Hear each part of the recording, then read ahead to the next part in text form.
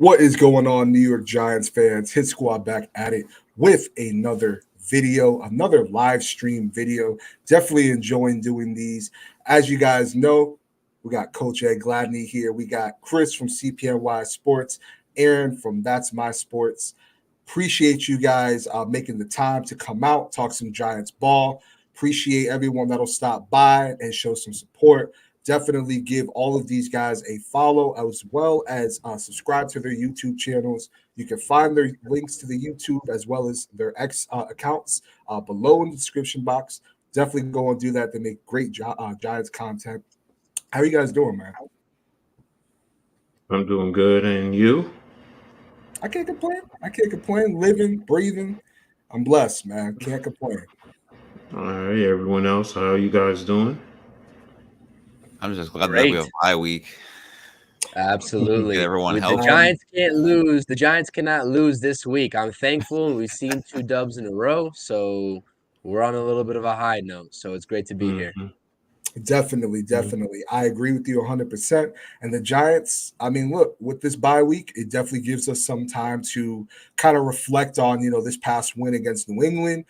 You could also reflect on the season and also gives you an opportunity to look ahead to the Green Bay Packers, who they will be playing at Metlife Stadium in East Rutherford, Monday night prime time. Coach, we haven't spoken a bit. I definitely want to get your thoughts on this. What were your thoughts on the Patriots and Giants game with the Giants coming out with the win 10-7? What were some of your takeaways from that game? And I'm going to throw this in there. I feel like I know your answer knowing you, but I know that there are some people that were upset with the win. There were some people that were, I want to see this team win. So where do you stand on that? And again, what were your thoughts on the game? Okay, in terms of the game, number one, it was sluggish. There were some good things, some bad things, in terms of the overall play with this team. Um, Being a coach, there were some issues I had with the way the game was called. I'm trying not to buy into that conspiracy theory that they're purposefully trying to lose because they want to move up for a draft pick.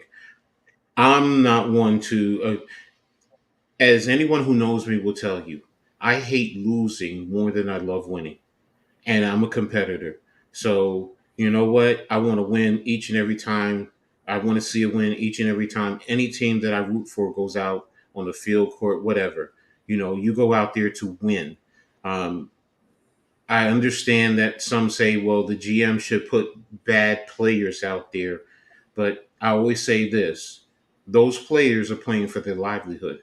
So whatever that's like their resume. So and all the other teams in the league look at it. So if a GM puts a bad quote unquote bad player out there, that player is not going to be in the league for long. So now getting back to the game, there were some issues. I mean, I was with a group of guys and I was questioning sometimes on 3rd and 2 that, and they did it consistently. They would go empty, and it's call me old school, but you're to me you're taking your best player, which is Saquon Barkley, and you're not making him a threat. At least if he's in the backfield, he's a threat. Defenses have to honor that. When you put him out as a wide receiver in the slot or on the outside, defenses know pretty much he's not going to be a threat to run the ball, and they adjust their defense. So I had questions about that in that regard. Defensively, the defense, pretty much did what I expected them to do, but their quarterbacks are atrocious anyway. So, I wasn't really too concerned that they would go up and down the field on this defense. I knew, we were going to make plays and control the game, which is exactly what we did. So, happy we got the win. Do I want to see better performances? Yes, I do. So, and I want to see some of these guys because hopefully we can continue to win. If we could win out, that would be great. But realistically, I want to see improved play more than anything. Improved play from these guys. So, go ahead, you got it, bro. No, definitely. I mean, I agree with a lot of the things you said. Definitely wasn't the cleanest football that we've seen from this Giants team, but they were able to get the win. And I've been one where, I'm not going to root for this team to lose. I have my opinions on obviously the quarterback position, and I would like to make Joe Shane's job a little less harder. But I don't want to see this team go out there and just lose. Like you stated, there's coaches' jobs on the lines, players' jobs on the lines. They're not going to go out there and outright tank. So I definitely agree with you there. Let's get to some of these comments here. I see we have some people in here. Chia Pet says, "Yeah, no, barely beating the Pats, but we're gonna upset the Packers." Yeah, we'll talk about that in a bit. Chia Pets, appreciate you stopping by. Jaden, appreciate you stopping by, man. Mark the Blue Giant, appreciate you stopping by. He agrees with you, Coach. So I definitely agree with you as well, and I'm sure we all can agree in some way. Going into this, let me ask you guys, right? Uh, with the Green Bay Packers coming up, right? I feel like a lot of people are, I'm not going to say sleeping on Green Bay, but I feel like they're not giving them the respect that they deserve. And granted, they're a 5-6 team at the moment. Yep. But you come off of an impressive win against the Detroit Lions, a division rival who they was looking hot. I mean, and I still have confidence that Dan Campbell can steer that ship right. But I think Jordan Love is slowly starting to put things together. This is technically his rookie year, if you will. But I gotta ask, like, is this a team that y'all think the Giants can go in and pull an upset on? Because I think it might be a little more likely than people think, despite again them coming off an impressive win against the Detroit Lions. The Packers are a very undisciplined team. I think I said it on the Feeling Blue podcast when we were going live last week. They're a very undisciplined team, right? And Jordan Love, as great as a quarterback as he can look at sometimes, his accuracy is very inconsistent. His long balls, he overthrows a lot of guys. The Packers in general, that offense, are probably one of the most penalized offenses in the entire football league this season. So I think the Giants can definitely take advantage of that, but I wouldn't discount their offense on the outside, to be honest with you. I know we were talking about that on the Feeling Good podcast as well. They got Romeo Dobbs. They got a guy like Jaden Reed. They got Christian Watson, and I know that Aaron Jones is hurt, but they got a guy like AJ Dillon as well, who can definitely go north south. Aaron, I know, shout out you. You like the north south running backs. AJ Dillon can go north south on you in a hurry, right? So you have to account for that. The defense cannot sleep out there on the Green Bay Packers. Now, like I said, I think Coach said it the best. Saquon Barkley, how are you going to get him involved? Because we all thought that Saquon Barkley was going to get more involved in the game, in the Patriots game, especially in those rainy conditions that were the case at MetLife, right? That was the perfect game for Saquon to get involved in the running game, and it didn't happen. He ended the game with 12 carries, 46 yards. It just wasn't looking like the true Saquon Barkley. And I'm not saying that's on him.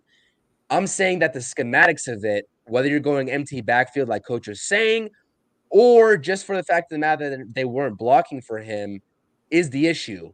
Um, the previous game before that in Washington, Saquon Barkley went off. Yeah. He had -2 yards in the first half rushing. He got involved in the pass game early, and he had about 90 yards rushing in the second half. And they found a way to get him involved after Dable game plan for that at halftime. You have to find a way for Saquon to get involved no matter what. It doesn't matter. And it didn't happen in the Patriots game, but I'm fully expecting that to happen in the Green Bay Packers game. And like I said, like this Packers team is a wild card. They're a true wild card. They are in the early stages of a rebuild. They've been doing a great job in terms of building their personnel and recovering from that Aaron Rodgers, Devontae Adams era, but they still got a little bit of work to do. They're a young, undisciplined team. And even if this team is led by Tommy DeVito, I really still do think they have a chance. And I know the whole tanking situation is what it is. I can agree with Coach as well. I've said this numerous times. I am not in the business of going out there and watching my team in the short football season, the slim 18 weeks out of the year that we have to watch football, to root for the Giants to lose. Like, I'm not in that business. Yeah. I do understand that might put us out of the quarterback situation in terms of drafting those top two guys at Caleb Williams and Drake May. But at the end of the day, this front office is going to find a way to recoup, and we'll find a way to pick that right guy in whatever spot that we're in, and we'll be fine. So I really do think that we have a great shot at winning this game in Green Bay. I like the Green Bay Packers. I like Romeo Dobbs. Like, Mhm. Romeo Dobbs is probably one of my favorite players that's a non-giant. I really do think that he's a problem on the outside. But when you have a young secondary like this Giants team does, one of the youngest cores on this team and a building block for this team moving forward. You talk about Deontay Banks. You talk about Cordell Flott, a guy who I've given high praise on this podcast before. Trey Hawkins, Xavier McKinney, although we'll see what his situation is. This secondary, Jason Pinnock, how can I forget about Jason Pinnock? This secondary is set up for success. So I really am confident going into this Green Bay Packers game, and it helps that we have a bye week. So yeah, Yeah. that's what I got. I mean, yeah. I couldn't have said it better myself, Chris. Aaron, how are you feeling about this game coming up? I have mixed feelings. I feel like our offense is just not going to do anything. I feel like we're going to play like we did against the Raiders, and what we have been doing this whole season. So the offensive line questions me a lot. I think Saquon's not going to get going, and if that happens, everything's just going to collapse within it because he is the nucleus. Even though I'm not really a big Saquon fan, but I just feel like if our offense doesn't get going in the first 2-3 drives, I think we're done. It's just this. It just looks like that's how it is. I mean, Tommy DeVito is getting a little more confident in the pocket, but he's also taking the sacks. Throws are they're there, but then they're not there for certain plays. I mean, are we going to see another 100-yard game from Jalen Hyatt? I'm not sure. I don't know if Jair Alexander's playing. I know he was out for Thanksgiving, but that's a really good cornerback. So, and he's definitely going to be lined up either on Hyatt because who's our number one receiver? I don't know. I mean, I think the defense is going to ball out, but again, if the offense isn't going to help them, the defense is going to get tired. They'll eventually give up big plays. I really want to see, though, on the defense when it's like 3rd and 15, 3rd and 12, can we stop on third downs like that? Because that's kind of been the Giants' MO for a while. So if it's 3rd and long, it's an automatic first down for the opposing team's offense. So I'm just really concerned with the offensive line, how it's going to get going in the first 3 drives, and then defensively, it's just, can we stop them when it really matters on big third downs? Definitely. And that's something that I want to see as well. Because I mean, this Giants defense has been, in my opinion, and I think we can all agree, the reason why the Giants have been in these games. I mean, they are playing very well right now. I mean, they're showing how good they could be. And I mean, we have some rookies on this team. We have, obviously Jason Pinnock, who's playing at a I believe a very good level at the moment for a player that we picked off of another team's practice squad. Absolutely. So and I do want to get to you, Coach, as well. I just thought that this would be a good question. He said, could Jaden, first of all, shout out Jaden Alvis. He says, could Green Bay's defense be too much for our offense? And Aaron, I do think that kind of ties to what you had stated. I kind of do want to push back a little bit, Chris, in the sense of because Saquon wasn't getting going, but I also got to give credit to Bill Belichick. I feel like maybe they went into that game saying, okay, we got to stop Saquon Barkley and make Tommy DeVito beat us throwing the ball. Sure. Sure. And he's been looking like you said, Aaron, more confident. And maybe the confidence carries over in prime time, but I do have my reserves of the offense until I could see them score more than 10 points. And until I could see them, get in the end zone. And because not every team is going to be Washington. Not every team is going to be New England. And Green Bay, they're fighting for something. Or excuse me, they're playing for something. The Giants, you could say so as well. But Green Bay right now, I do believe, they're going to be facing the Chiefs. They could be going into this game either one or two ways, feeling really confident after beating the Chiefs or really pissed off after losing to the Chiefs, knowing that they are in the wild card spot and they're playing for the playoffs right now. Coach, how are you feeling going into this Green Bay game? And what are some things that you're looking for? In terms of the Green Bay game, I am expecting it to be another defensive fight. Um, I really do think both defenses are going to step up. Do I think Green Bay's defense is too much for our offense? No, I'm not going to ever say any defense is too much for any offense. They're paid professionals. They can do things to make plays. Now one of the biggest things that I'm intrigued by is going to be Jalen Hyatt. And the thing that I say as a coach is, can he make the back end feel him? And what do I mean by that? Is with his speed, do you see defensive backs literally getting out of their back pedal quickly because they're trying to get depth? Are the safeties shooting over the top? Now, does that also open up certain areas, whether the intermediate or the shallow crossers in terms of the passing game? Does that force them to play too high, which now you can probably scheme and open up the run game and allow Saquon Barkley to be a lot more effective and efficient, forcing them to bring down the safety into the box so then you can then go over the top and see if you can make plays with Jalen Hyatt. So because DeVito does have a sense of comfortability with him right now. So, does that offensively, does that allow them to um, open up plays and have opportunities to capitalize? Only time will tell. Because the other thing is going to be Rashawn Gary. Rashawn Gary's from Jersey. Many people don't realize he's from my hometown of Jersey boy. Plainfield.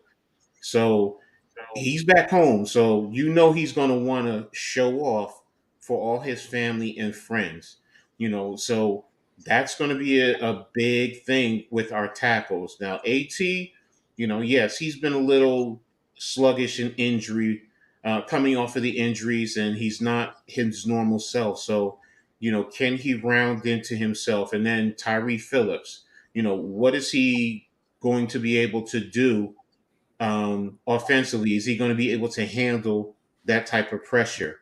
And then they do run a good scheme defensively. So, is our offensive line going to continue to play a little better that they've been doing as we've going along? So, but ultimately, this is going to be one of those defensive struggles, and it may come down to who has the ball last and who's in position to kick a field goal. And it wouldn't surprise me if it's another 10-7, a 7-3 type of a game, because that's just what I'm expecting from these two teams, offensively. And then defensively, getting after Jordan Love, smack him around, let him feel you, so then he's erratic. I mean, I just looked at his stats. He has 10, 11 interceptions. So, that also lets me know he does put the ball in harm's way. So, defensively, smack him around, try and capitalize on that. And, if you get your hands on the ball, try and take it to the house. Do something to help the offense and to energize the stadium. Corey Dillon, yeah, he's a big back, but I'm not going to say he's not good. If he gets going, he can eat up the yards. But this defense, the run defense, has been playing a lot better. Nacho, Ashawn Robinson, DJ Davison, Jordan Riley. We've been doing fairly effective there. Kayvon, sorry, that's what I was forgetting. Kayvon. Even when you put man, wow, old Ed. Hottie, when Hottie's in there, for the run support, he's effective for the most part. So, as long as we make them one dimensional, when you make a offense one dimensional, it's easier to play defense against them, and that's what I want to see us do. Make them one dimensional. make sure their run game is not effective, put the ball in Jordan Love's hand, and then get after him. Kayvon, get after him. If you can get 2-3 sacks, sack fumble, something to that effect, so you can rattle him. That's what I'm hoping for, and ultimately, I think it's going to be a tough defensive type of a game. Yeah, I'm definitely there with you, Coach. I'm really excited to see how this Giants defense is going to fare going against Green Bay's offense. I'm not sure. We'll see, obviously, but I'm not sure if Dexter's going to play in this game. If he doesn't, I do expect this to be a game where Green Bay tries to get their ground game going, knowing that Wink likes to blitz a lot, knowing that, Kayvon has 11 sacks right now. I could see him getting 2 sacks in this game if we're being honest here. So I could definitely see that. One thing I will say is if Dexter Lawrence is not going to play in this game, I definitely do want to see, our depth pieces, really show out and put out a good performance. I thought, against the Patriots, they were doing okay. Towards the end of the game when Bailey Zappi came in, they were definitely running the ball a little bit better. You can make an argument that if Zappi was in for the whole game, they might have won that game. Possibly. But overall, AJ Dillon, I agree. If they still had Aaron Jones running back there, I might be a little bit more concerned. He's quicker, more shiftier, at the same time could run over a dude. AJ Dillon isn't going to really juke you out. He doesn't have he's not the fastest running back, but he's definitely one of those backs which I can agree with you there, Aaron. He's going to run he's going to run someone over. He's going to run north and south. So I like him, but at the same time, he doesn't really put fear in my eyes. And I trust Wink Martindale to scheme up a game plan to shut down or at least get in the head of Jordan Love, because like you stated, Coach, you look at the interceptions. They show that he is not careful with the ball. He can tend to be a little erratic with the ball. And we've seen this defense when they are getting to the quarterback, even if it's with the pressures or with the QB hits, it really starts to affect the opposing quarterback. We saw that with Sam Howell. You kind of saw that last week with Mac Jones and Bailey Zappi making their lives uncomfortable in the backfield. And I think that we could see the same here. I'm not too crazy about Green Bay's offensive line. I got to be honest with you. They're not bad, but I don't think they're anything that you can really take to the bank and cash your check in. I agree with you, and to be honest with you, Jaden, because I agree with Aaron, if the ground game, if we can't get that going, they are going to make sure Tommy DeVito needs to beat us with his arm, and I don't believe that you can have another game offensively like what you had going against the Patriots, where you're not getting the ground game going. There's a couple, I guess, if you will, chunk plays by Saquon. I thought there was some plays that the Giants offense left out there, but you're not going to be playing teams week in and week out that are the Commanders or the Patriots, where, I love Bill Belichick. He's a Hall of Famer, but they were playing a little undisciplined last week, and they came in, they shut down Saquon, definitely. But I'm really looking at this defense, and I actually do want to see Saquon bounce back in this game. Green Bay's run defense isn't the best. They can be had. And, I think this would be a good game, to get the ground game going, keep the confidence with DeVito. I don't want to ruin his confidence. I would assume he would play, but I've heard that, rumors that possibly Tyrod could come in. I'm not too sure with that, but if DeVito plays, keep his confidence at bay. I'm not asking him to do too much, but get this ground game going. I just want to get to a couple of these chats here. Wales, appreciate you stopping as well. Jaden says Gary could be a problem from us. And you're absolutely right. This offensive line, I believe, when I was watching a Justin Pugh interview earlier, I believe he actually stated that was the second game that the offensive line played like cohesively together, which you think of how far we are into the league here. It's right insane. now. That is insane. that's really insane to think about. And it's really insane to think about, but they have been playing a little bit better. I mean, they still gave up 6 sacks against the New England Patriots, which you don't want to see. But, Rashawn Gary, I mean, he can be a problem. He can absolutely be a problem. And we are ranked last in O-line in the league. Oh, Aaron, don't remind me. Don't remind me. And it's like I have a ton of respect for Rashawn Gary too, because I think he's been one of the building blocks for Green Bay. Even after Aaron Rodgers leaving, I would even say before that. I thought that he would be a key piece in that defense, and he shows up and he shows out. And coach, like you said, I mean, he's a Jersey boy, and you see, I mean, even Peppers last week. Don't get me wrong, he didn't have the best game, but you 100% can trust that he put 110%, on the field, playing for his state, playing for, I'm sure, his friends and family that came out to see him in the stands. Could be the same with Rashawn Gary. But I'm excited to see the matchup in the interior, if I'm being honest. I think Justin Pugh has been, speaking of Justin Pugh, I feel like he's been a nice addition to the offensive line. Not just from like a veteran standpoint, but the left guard position, it seems to be doing okay right now, considering that this guy just came off the couch fairly recently. But at the same time, Rashawn Gary, I mean, he can be a game wrecker, so they're gonna have to try to contain Rashawn Gary. Thankfully, they don't have what was his name? I believe he's actually over in Cleveland right now. Pass rusher. What was his name? He just left this year. I'm about to Google his name, but he was a monster. It was Zadarius Smith. Thankfully they don't have Zadarius Smith out there.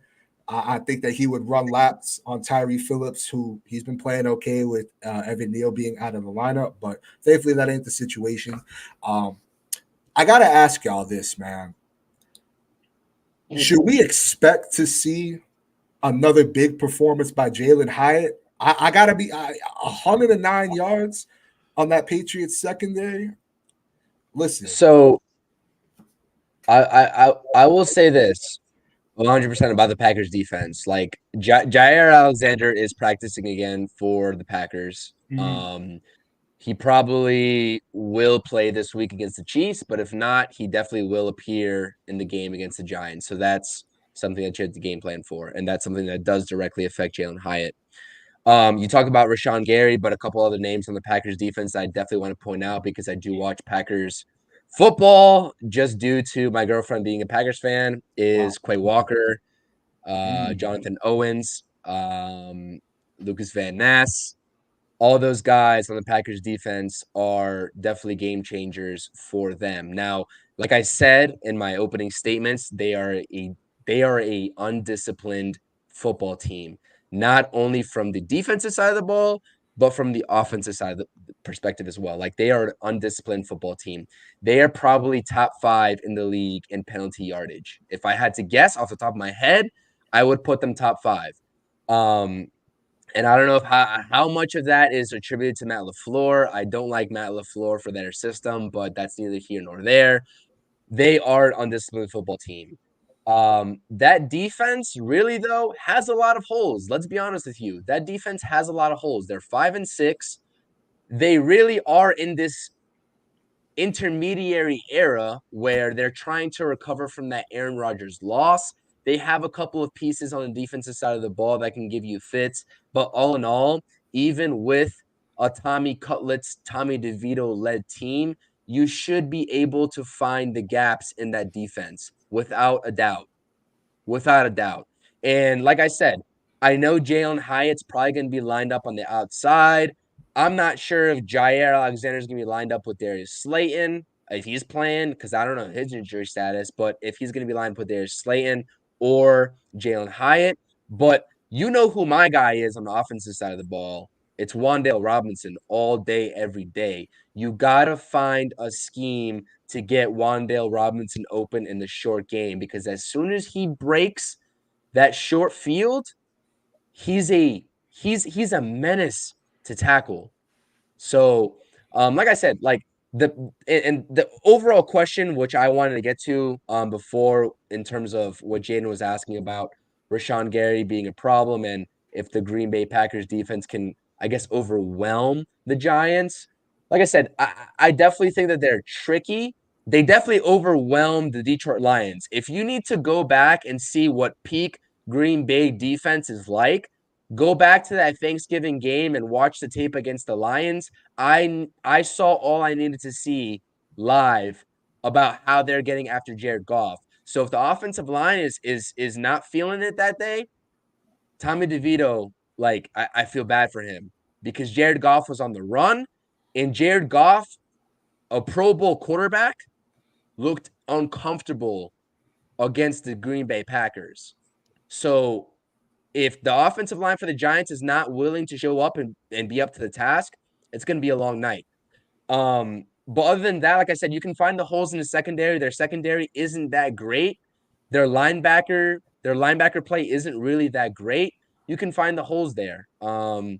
But that's just the spiel that I wanted to go off of against the Green Bay Packers. Because like I said, like I've been watching a little bit of their football team this year, probably more than anybody else maybe on here. Like I know about the Green Bay Packers, and like I said, they're a wild card team, definitely. Like they are a true wild card team. So we'll see what happens to them. Yeah, Let's stick it to Corey Ballantyne. Oh, is he still with Corey Green Bay? Ballantyne? Of course. Washburn's greatest. Is he still with Green Bay? Yeah. He is. Yeah, he is. Wow, who would have thought? I mean, congratulations to him. I mean, That's a wild story right there. When he got drafted from the Giants, and he got that. What was it? He got pretty much off-field incident. He got shot, right? Like it was an off-field incident where something happened with him before, like right after the draft. It was absolutely insane. So shout out him. Good to see him in the league. Good to see that he's been balling. I definitely saw his name on the TV in that Thanksgiving game. Absolutely. So shout out to Corey Ballantyne, bro. Definitely. And I mean, same thing, with Green Bay's offense. I mean, with the weapons you mentioned, plus, you throw in Luke Musgrave. I mean, don't get me wrong, they're not, the Cincinnati Bengals, they're not the Eagles, but their receivers, I feel that are, respectable. They can create separation, and if you give Jordan Love time, he is going to find those receivers. He's going to take chances. My question is honestly, how is this run defense going to look? And I know we touched on that earlier, but I mean, you really saw, at least to me, and Coach, I'd love to get your thoughts. Aaron, I'd love to get your thoughts too. I felt, watching the New England game, you go and you sign Ashawn, Rakeem Nunez, you have Jordan Riley, you have DJ Davidson.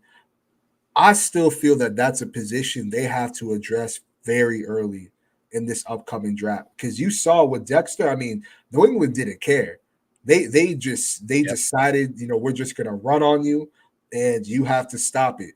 I don't think that's the same case if Dexter Lawrence is in the game, or at least maybe they don't run in his direction.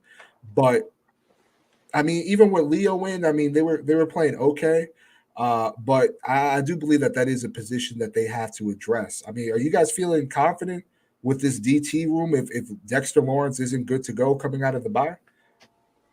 I mean, from our linebackers, I think they'll clean up and they'll help out for sure. But I'm kind of worried about the interior a little bit. I mean, Ashawn's a proven D tackle. We've seen it with the Rams and when he was in Alabama before he got drafted. I think he was in Detroit for a little bit too.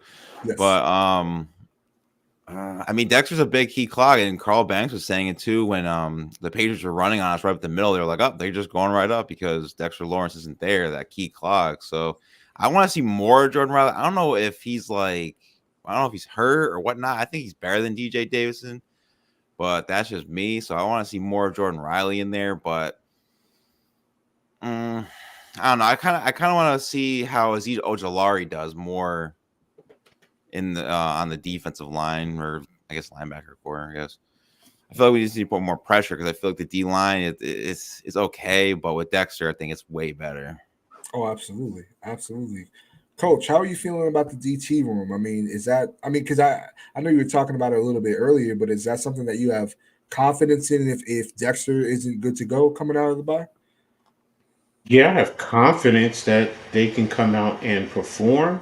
Last week, Jordan Riley did play. There was one play that he took on a double team and they couldn't move him. as a big guy. I mean, I've seen the film of him from the end zone. I mean, he is a big boy, and it's hard to move him. And he does very well in taking on double teams and splitting it. So in that regard, he will eat up the blocks and help our linebackers flow and fill and make plays in the run game. So, do I think Green Bay is just going to manhandle us on the interior? No, I don't think they're going to manhandle us. Can they make some plays? Yes. They're going to scheme up some things, but it's also about Wink. What is he going to do schematically? If is he going to mug the double A's, or is he going to move? Is he going to run twists? I mean, he gives you everything. He's going to play a little bit of zone. He's going to come at you, with his all-out blitzes. So that goes into what you're going to do in terms of, Green Bay's run game. I think they can handle themselves and they can do okay. Am I expecting Green Bay to, get like a 200-yard game rushing? No. But if they got, 110, maybe 120, yeah, I think that's a possibility. Ideally I would want them to, keep it in the 80-yard range or less, because then that means, we're forcing the ball into Love's hands, and that's who I want to see try and beat us. So, but overall, I'm comfortable with our interior defensive line, whether it's Nacho, Ashawn Robinson, DJ Davison, Jordan Love. I think they're up for the task, and I think they'll be able to handle themselves. Can I just add on to that real quick with what just coach Yeah. just said in terms of this Giants defense? Like, we can that interior without Dexter Lawrence definitely gets a little shaky, but I think that the Giants are definitely able to clog enough of that middle, maybe against a team like the Packers, but maybe a top tier team. It's a different story. We've definitely seen it so far.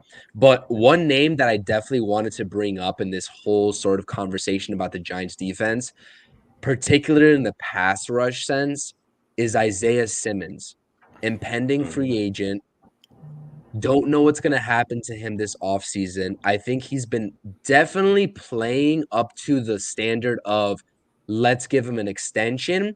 But given the needs on this team moving forward in the offseason, you have to figure and you have to negotiate because, like I said, the numbers, they might not work out originally, but I don't know what the market is for Isaiah Simmons. He's definitely rejuvenated his career with the Giants, I would say, in the limited snap count that he's gotten with his team. And I know that he's not one of those interior type guys. He's more of a pass rusher when the Giants decide to utilize him as such. But he's made an effective difference on this team, on this defense, all year long when he's been on the field that I've seen him at. And so I think it would be an injustice not to mention him. Like I said, a little bit off topic because I know he's not in the interior there strictly defending against the run, although he can really if you put him up to that standard. But like I said, Isaiah Simmons, I want to know exactly what's going to happen with him too, and I think that he's going to have a lot to do with this Green Bay Packers game as well. I just want to throw that little nugget out there. I apologize. That's what I got. No, don't apologize whatsoever. I mean, I know we were kind of talking about it on your stream, when Chris K had mentioned it. I believe that's one of his favorite players. Isaiah Simmons is a guy that I would love for the New York Giants to extend if the money is right, which I think it's possible considering that he doesn't fit many schemes in the league right now, at least defensively. And I think, like you said, Chris, I mean, if you want to say rejuvenated, I will not push back on that. He's looked solid in this defense. I feel like all of our linebackers have looked fairly well, if not very good in this defense. He had the pick 6 against Washington, almost had a pick last week, and I think he's slowly starting to get accustomed to the defense. I think he's really coming along. And I'd like to see him in the pass rushing game. I mean, because I love Azeez Ojulari, but can I count on Azeez Ojulari to stay healthy and to play the game from start to finish? I mean, there was moments, I believe, against the Patriots, if not, I believe it was against the Patriots, where Jahad Ward was getting more snaps. you know, and Jihad Ward, I mean, I love Hadi. I love the energy he brings, but let's be honest here. You know, he at times looks really slow out there, in my opinion. But you know, Isaiah Simmons, yeah, he is definitely someone I'd like to see the Giants extend if the money is right. Because I think, you know, with this coaching staff, especially if Wink stays, I think he would be in good hands. And you're starting to see that with Bobby O, Micah McFadden, who he's just proven me wrong this entire year. And I take back everything I said about that man because I was not sold on him going into the year. I really Same. wanted. You know who was sold? You know who was sold on him going into the year? Not me. Who? This guy. Oh, This you? guy was Me. sold on Micah McFadden. Look, I knew about Micah McFadden because I'm a Big Ten fan. So I watched him as he developed from his freshman year at Indiana to being one of the team leaders out there and being an all Big Ten selection. So I just knew it just had to be time to develop. So, but I get it. You know, everyone looks at where he was drafted, and you know his first year wasn't so great. So I get it. So Yeah, I mean, Absolutely. for me, I'll be honest. For me, and it's kind of crazy, honestly, how we really haven't seen him this year. I was just more excited to see Darian Beavers out there. You know, Same. I was excited to see, you know, how is he going to look in this defense? Unfortunately, suffered an injury in his rookie year. He looked pretty good, I thought, in the preseason. You know, in his rookie year, but he hasn't even seen the field, and I don't even think that's because of his play. I just think that's because Micah McFadden has been coming along and doing a great job. And I mean, the kid plays the run well. He has some pass rushing tools that I like. He can get to the QB too, and playing next to a guy like Bobby Okereke, who I mean, he's just playing lights out right now, just really showing he's worth every single dollar. And if he could stay healthy and continue to improve in his game, which it's looking like he is week in and week out, I hope the Giants can give him a second contract because I mean he's just been just a force in this defense, whether it's get it to the quarterback, whether it's stuffing the run, whether it's pass deflections leading to interceptions, whether it's himself getting interceptions and damn near taking it to the house almost. I'm very, very excited for this linebacking core. And to go back to it, that's why I would love to see Isaiah Simmons, you know, extended for the right amount. Because I think, you know, pairing him with Micah and pairing him with Bobby O, I mean, he's going to learn. I feel like he can really grow in this defense. And yeah, I mean, I'd love to see him get more action against Green Bay too, especially if, you know, we're kind of rotating between Aziz and Jahai. Why not? I wouldn't have no issues there. I will say this. Every single time I've looked at the Giants box score on the defensive side of the ball this year, no matter if it was a blowout or no matter if it was a close game, the top three guys I can see in tackles in the box score each and every week is one, should be Pro Bowler, Bobby O. Yep. Two, Xavier McKinney. And three, Micah McFadden. Those three guys appear in the box score at the very top in tackles every single game. I promise you they do. And that's not a coincidence.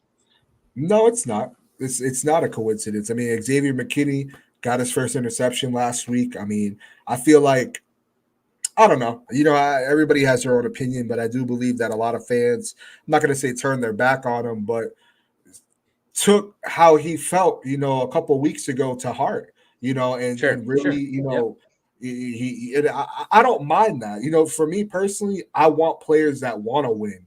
I want players that despise losing. You know what I mean? And I feel like you have that with Xavier McKinney. Now, is he? If the Giants don't re-sign him, is he going to get, you know, record-breaking money? I don't believe so.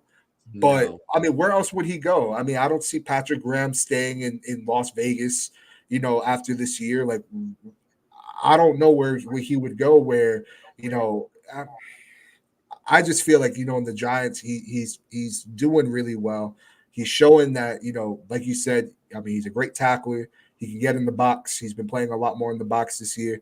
And then you pair him with Jason Pinnock, who is really coming along, and that relieves a lot of stress off of Xavier to do his thing. I mean, it just gets me excited because we're only a couple pieces away from this being, in my opinion, an elite defense. That they're showing they're healthy and they are rolling. They are a good defense. They're getting to right now we have 19 takeaways, which is going into the New England game, they were 16 takeaways, and that was number 10 in the league.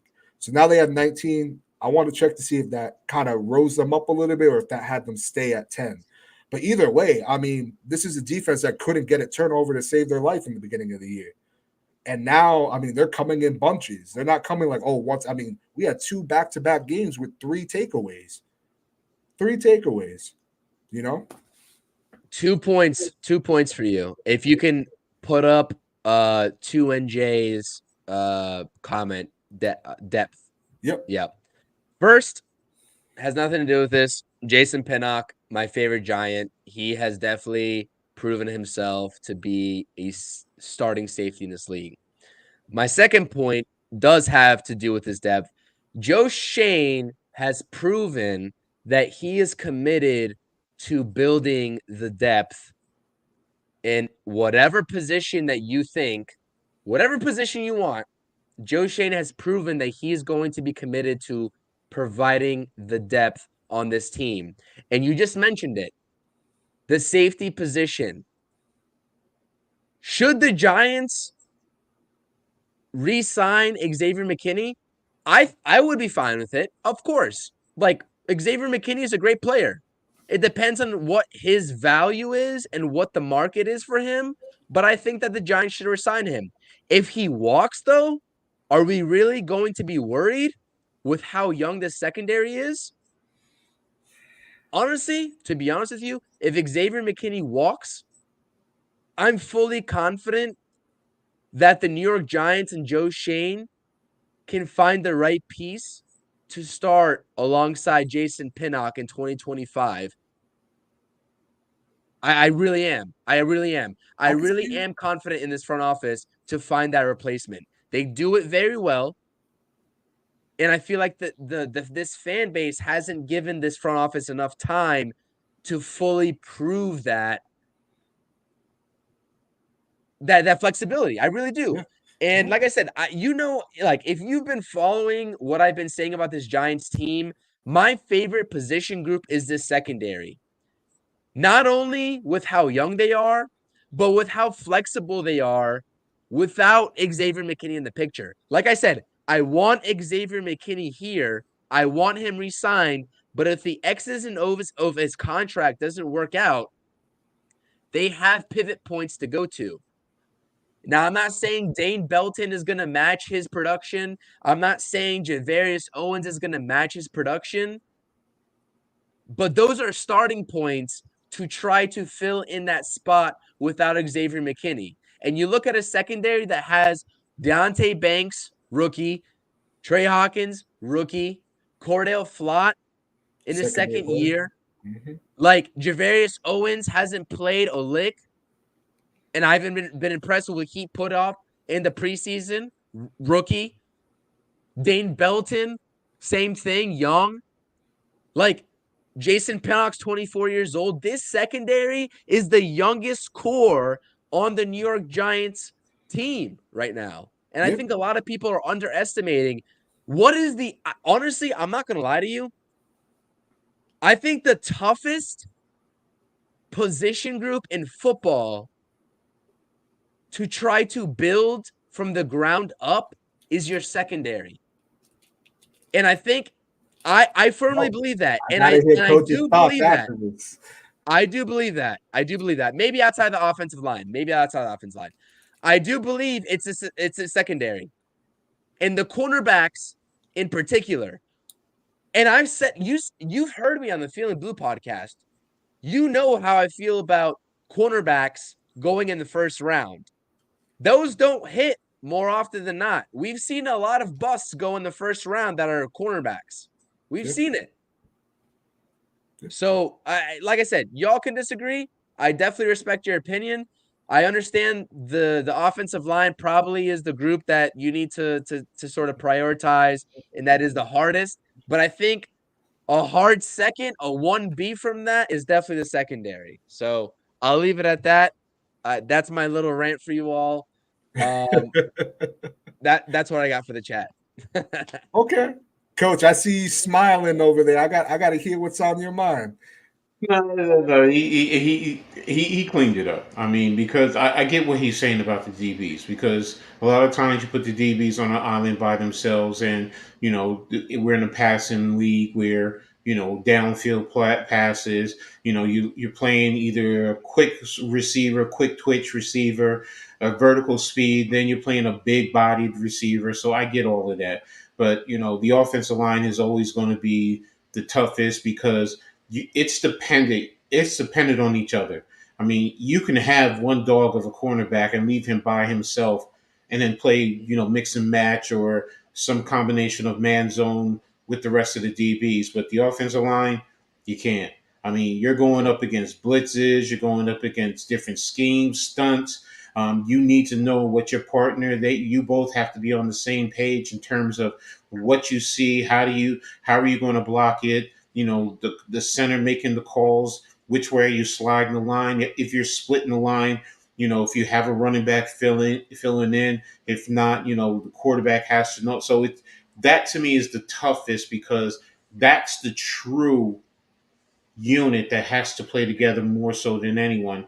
And for me, that's your heart of your team, in a sense. Your quarterback can be your brain, but your offensive line can, in a sense, be your heart because without them, even your defense could get worn down if you're always three and out, and your offensive line is not giving you any push up front. So but I get where he was going with the defensive backfield.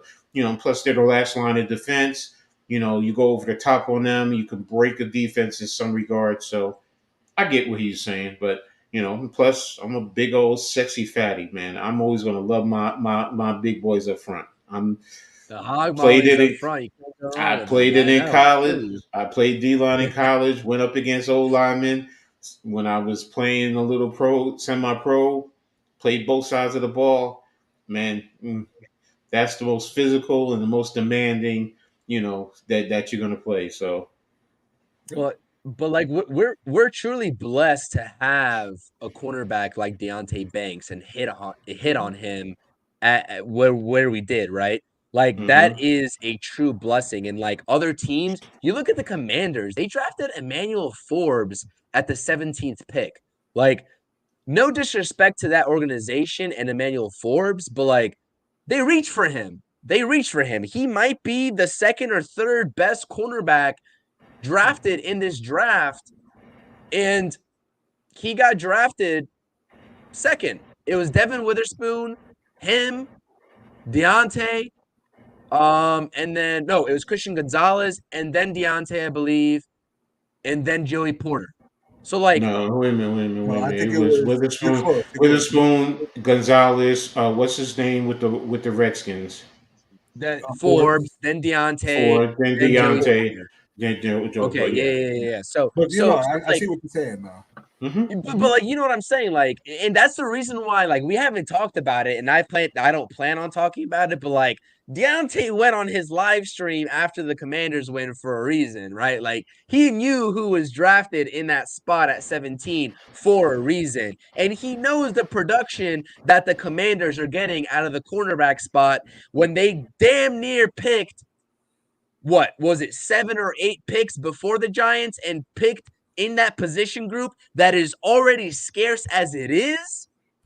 That was deliberate. Like Deontay Banks took that personally. He said, yo, this wasn't like a wide receiver that you took over me. This was the same position as me that is very scarce in this draft. So you had to do your due diligence and you had to do your homework if you're the Commanders organization, and you had to be looking at my name and have readily picked Emmanuel Forbes over me. That's why I feel like it was personal for Deontay Banks to go on that live stream. He knew it. We all know it. Like the Commanders did their homework on Deontay Banks, Joey Porter, and Emmanuel Forbes, and they chose the worst cornerback of the three in the draft. So, like I said, The secondary is a really hard pick to hit on in the first round, specifically talking about the cornerback position. I mentioned the name of Jeff Okudah on the Lions, the most recent cornerback bust on the market in the draft the last couple of years. And I can go probably on and on and on if I go back and look at each draft and which cornerback didn't pan out. So, coach, 100%, the offensive line takes priority. I fixed myself in the latter parts of my statement. I kind of realized that I was like, all right, outside of everything minus the offensive line, I'm not going to win that argument. Like the secondary, though, definitely to me, outside of the offensive line, is probably one of the hardest position groups as a core to build around. So that's where I'm coming from. Definitely. Um, I'm sorry, I was reading Wales's comment, and then I read Aaron's comment after that, and that's why I was laughing. Jaden asked, "Do you move to Flot to CB2?" Mm-mm. If it's this year, right now, no. You have Adorian, you have Banks. Yeah, Jaden. I mean, specify whether you mean this year or next year. If we're talking next year, I love Fly. I think he's put together, quite a bit of, good film on him, but I'm not putting him at CB2, man. I'm not putting him at CB2. I'd love to keep him in the slot. I mean, if he can put on a little bit more weight, if he can get a little bit better in his game, sure. But Flott, as much as I like him, shouldn't stop the New York Giants from addressing that position. And if you're a team, let's say, I don't know, like the Chargers or a team. Actually, no, they don't play a lot of man. If you're a team that plays a lot of man, I mean, because I don't think Adoree Jackson's going to be re-signed for the New York Giants. I think that's a player that your team should look at. It's Adoree Jackson. I mean, you're going to get a guy that, he could play man, he could play zone, he's smart. Even at his age, I mean, he's still quick on his feet. And you'd be getting a solid player. But Flott, I probably keep him in the slot if he can develop in his game.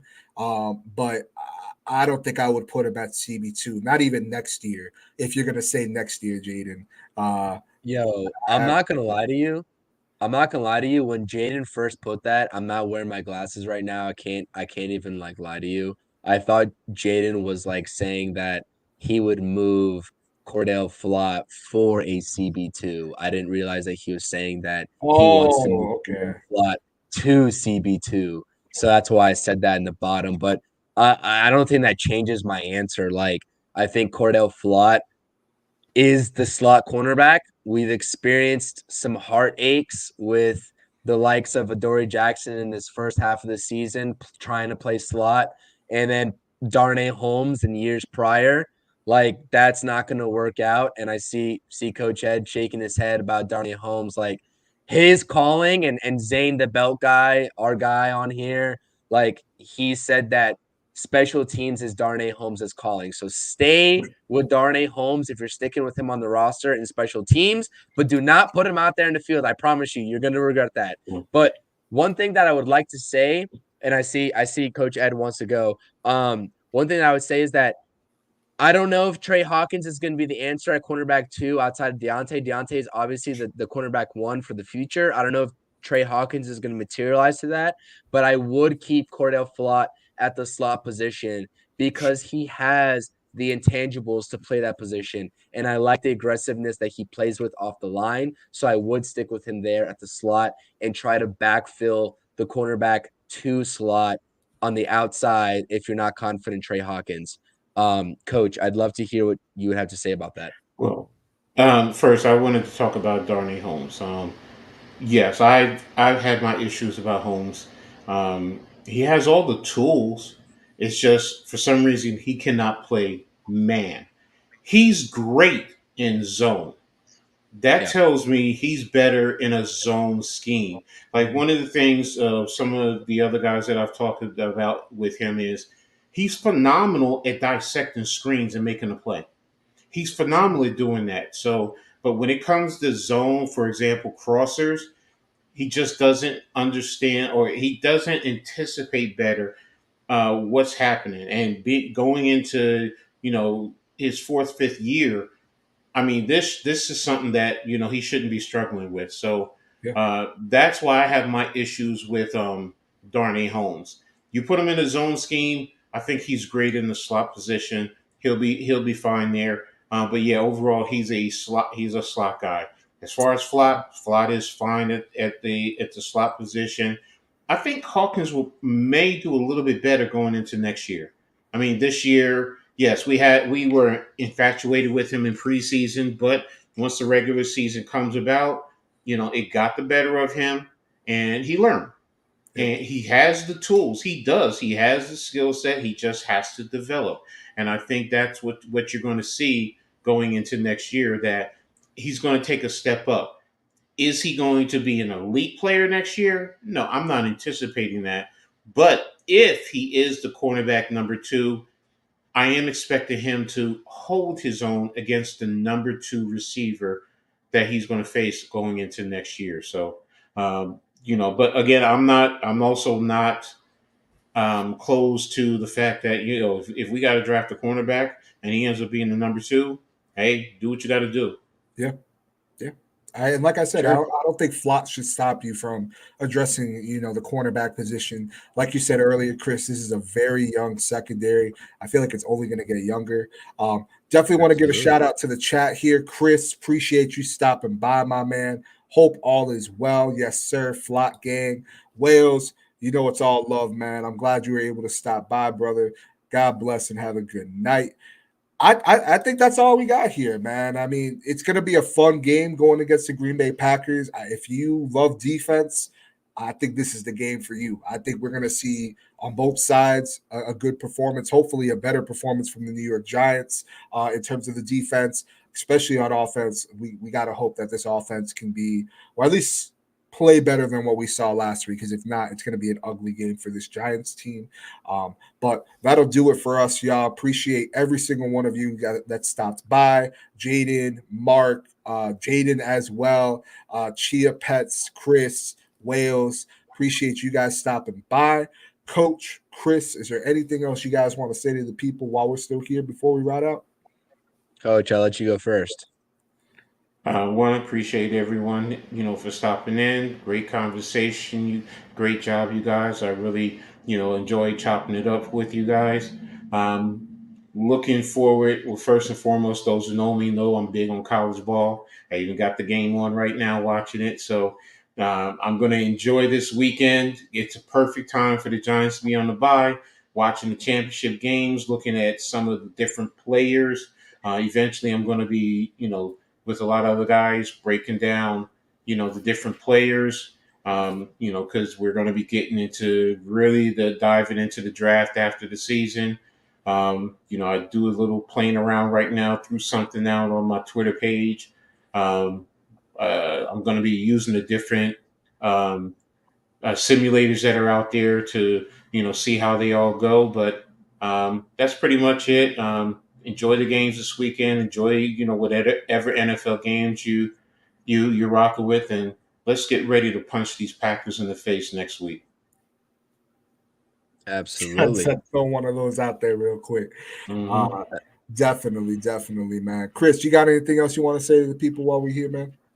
Yeah, man. Like Coach said, we're gonna be here rocking with the Giants no matter what. Like I said, whether it's win lose, we're gonna be coming down here on the YouTube page, the stream, and analyzing these guys. This is what we do. We do it for fun. This is something that's enjoyable to us. So never rooting for a Giants loss. Understand both sides of the argument, but definitely rooting for the Giants to win. Like I said. I know my guy Aaron, lagged out here. We have the Feeling Blue podcast on our YouTube channel. I know it didn't materialize, but we had the Feeling Blue podcast on our YouTube channel. Subscribe to the YouTube channel. We have some Giants content on there as well. We're talking Giants all day. Chris, I know you're on the Feeling Blue pod all the time as well. You're definitely going to be welcome, Coach. Whenever you have a chance, we're going to definitely hit you up. Definitely get you and Chris both on the Feeling Blue pod. Shout out to chat though. Shout out to chat. Everybody tuning in. We're all Giants fans. At the end of the day, we all are rooting for this team, not only to win, but to also get better, right? We want to see this team be able to compete in this competitive NFC East. The Cowboys are going to make the playoffs. The Eagles are probably Super Bowl contenders again. We want the Giants to get to that point to compete with these guys, right? And I don't think it's going to happen this year. I think objectively, I think we can all agree the Giants are not on this level this year. We know what they did last season. They overachieved, but I'm not going to lie to you, gentlemen. The way that I've been approaching last season and this season in this new regime is that it's definitely still a rebuild in this regime that got taken over by a failed Dave Gettleman era. And I know a lot of people don't want to hear that, but that's exactly the sentiment that I had when Dave Gettleman turned this over to Joe Shane and this new regime, that it was a rebuild. It was always going to be a rebuild. They won a playoff game last season. I understand that with the roster that they had.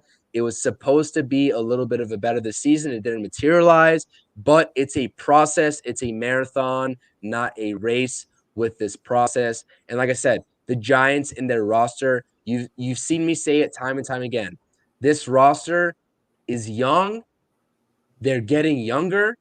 And Joe Shane and company and the talent in that front office to evaluate the talent coming up out of college is doing their due diligence. I trust in them, and I think that we as fans should definitely trust in them as well. We'll be on here to analyze the draft order, the draft pick, come the 2024 draft and the offseason, but it takes patience, right? We're not going to be we weren't supposed to be Super Bowl contenders this year. Coming off a playoff win last year, given the roster, we were not. The New York Giants, I'll say this in time and time again, the New York Giants were not supposed to be Super Bowl contenders this year. And I'll say it again.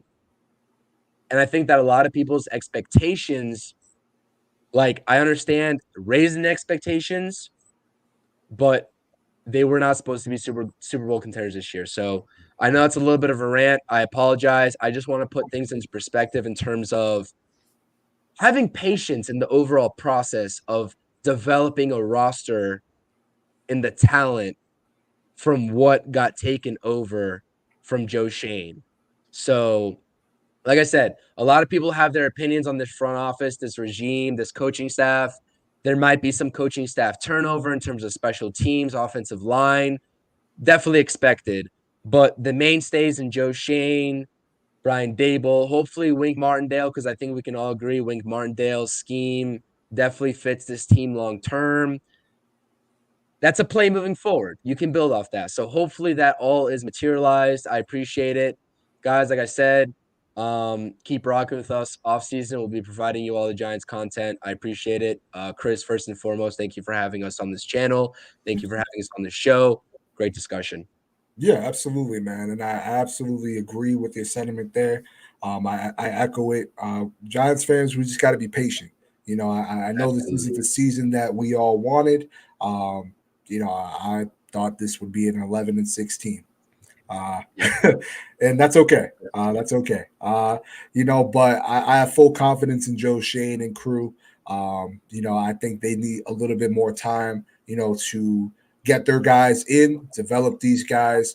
They've shown, you know, that they can develop, you know, some of these players that they've brought in, and especially in free agency, you know, we've seen that too, especially with Bobby O. So they got my full faith and trust. And, you know, however the draft turns out, it's going to turn out. None of us, nor you guys watching this, have any control of that. And that's okay. You know, I trust whatever direction Joe Shane is going to take this team. Hopefully he realizes what he needs to do, but that's okay. I trust that he will. So yeah. And yeah, touch some grass. Don't take things personally. Don't take things personally.